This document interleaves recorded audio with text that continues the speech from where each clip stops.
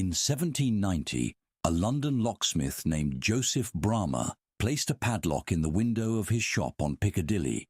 On the sign beside it, a promise: 200 guineas to anyone who could open it without the key. The padlock held for a year, then 10, then 30. The sign yellowed. Bramah's sons took over the business. The padlock still held. Women of London's high society wore the Bramah key around their necks as a piece of jewellery. 61 years passed. The padlock had become something other than an object. It was a certainty.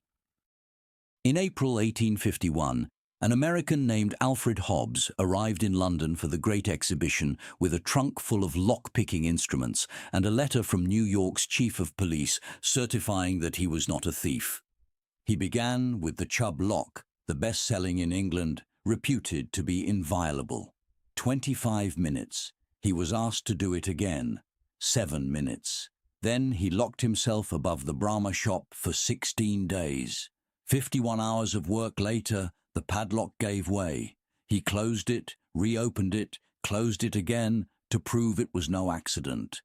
The Bank of England had all its locks replaced within the week. Hobbs was accused of giving thieves the tools of their trade. His answer: thieves already know far more than anyone could ever teach them. First paradox: sales of Bramah and Chubb locks did not fall, they rose. A lock that resists 51 hours against an expert remains a good lock against an ordinary burglar.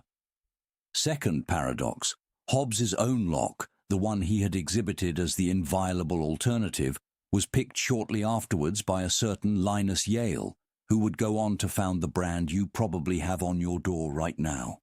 Third paradox: Hobbs stayed in London and spent the rest of his life building stronger locks than the ones he had broken.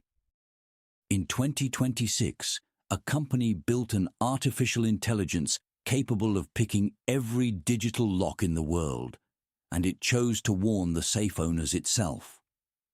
The question Alfred Hobbs would ask is exactly the one from 1851.